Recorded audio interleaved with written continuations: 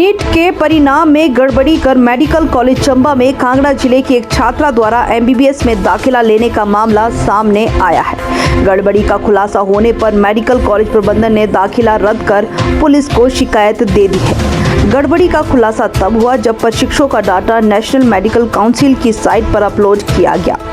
छात्रा के नीट के रोल नंबर को अपलोड किया जाने लगा तो उसका मिलान नहीं हुआ। कॉलेज प्रबंधन ने प्रशिक्षु को बुलाकर उससे भी स्थिति स्पष्ट करने को कहा तो प्रशिक्षु ने नीट के परिणाम में गड़बड़ी कर एमबीबीएस की सीट पर पढ़ाई करने की बात पर स्वीकार कर ली।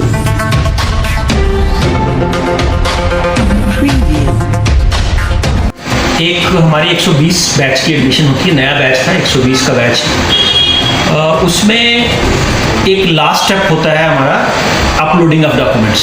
उसमें हमने जब डॉक्यूमेंट अपलोड कर रहे थे बच्चों के तो एक 119 के अपलोड हो गए, एक का अपलोड नहीं हुआ और एक केस हमें संज्ञान में आया था जो शिमला में था, इसलिए हम थोड़े सतर्क हो गए।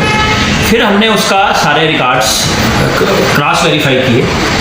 उसने एक अपनी जो एडमिशन जिस हमें जो मिलती है पेशेंट जो बच्चों को अलॉटमेंट होता है वो यूनिवर्सिटी से एक हमारी मेडिकल यूनिवर्सिटी अमरूद से अलॉटमेंट होती है। उसने जो सॉफ्टवेयर जो उसने वहाँ अप्लाई किया है उससे वो कागज़ मंगवाया। उसमें एक नंबर का कॉलम होता है जिसमें जितने नंबर लिए हैं बच्चे ने, उसमें उसने नंबर लिए थे 240, वो तो हमने बाद में कंफर्म किया। और उसने वहाँ एडिट करके 530, नॉर्मली वो नॉन एडिटेबल होता है, उसमें एडिट नहीं कर सकता बच्चा, बट उसने शायद कोई सॉफ्टवेयर यूज़ किया या क्या किससे वो किया, उसने वहाँ से यूनिवर्सिटी से अलॉटमेंट करवा ली अपनी सीट चंबा के लिए। अब उसके बाद हमारे पास यहाँ स्क्रूटनी कमेटी होती है, हम सारे ओरिजिनल डॉक्यूमेंट्स जैसे 12वीं का domicile, category certificate, EWS certificate वो सब चेक करते हैं, वो सब ठीक थे। उसके बाद जब हम जैसे मैंने बताया जब हम अपलोड करने लगे तो अपलोड में हमारा वो अपलोड ना हो, उस समय हमें कंफर्म हो गया कि फिर हमने उस बच्ची को बुलाया। पहले तो उसने आनाकानी की और बड़े कंट्राडिक्टरी से जवाब दिए, वो हम समझ गए। फिर उसके बाद हमने जब उसको बोला कि जो तूने यूनिवर्सिटी में अप्लाई किया वो वाला दिखा दो। जो उसने यूनिवर्सिटी में अप्लाई किया था उसी में उसने 240 की जगह 530 नंबर लिखे हुए थे, तो उससे हमें पता लग गया। फिर हमने यूनिवर्सिटी में बात की, वाइस चांसलर सर से बात की, डीएमई सर को बता दिया, इन्फॉर्मेशन कर दी और हमने उनसे डायरेक्शंस मांगी यूनिवर्सिटी से। तो उन्होंने यूनिवर्सिटी ने हमें क्लियर बोला कि आप उसको कैंसिल कर दो।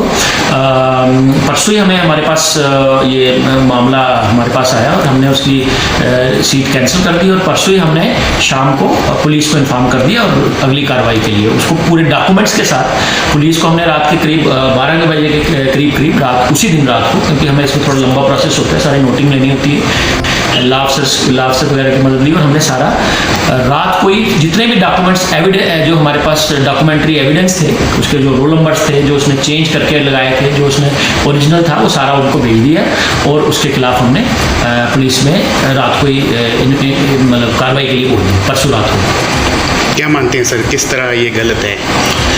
ये मुझे लगता है कि शायद बच्चों को ये लगता है कि ये बड़े आसानी से निकल जाएंगे एक कागज़ को एडिट करके, बट हमारे पास फुल प्रूफ स्कीम्स होती हैं, क्योंकि उनको ये जो लास्ट स्टेप होता है ये जब अपलोड तभी होगा जब उनके पास बिल्कुल ओरिजिनल, उसमें कोई एडिटेबल वाला ऑप्शन नहीं होता। तो अब हमने जब क्योंकि उनको शायद ये पता नहीं था कि अपलोड होने हैं और अपलोड जब होंगे तो शायद निकल जाएंगे। बिना अपलोड जो हमारी आरएनए की साइट है उस पर एनएमसी की साइट पे अपलोड नहीं हो सकते अनलेस की बिल्कुल ओरिजिनल डॉक्यूमेंट्स हों, बिल्कुल वेरीफाइड डॉक्यूमेंट हो। तो वो कोई भी ऐसा होगा वो अल्टीमेटली इस स्टेज से नहीं बच पाएगा। तो मुझे लगता है उन्होंने शायद कोई उसको एडिट किया, पीडीएफ को एडिट किया या कोई सॉफ्टवेयर यूज़ किया, बट ऐसा मामला मेरे ख्याल से शिमला में भी एक आया है, उन्होंने भी थोड़ा शायद दूसरे तरीके से किया, बट इन्होंने शायद एडिट किया।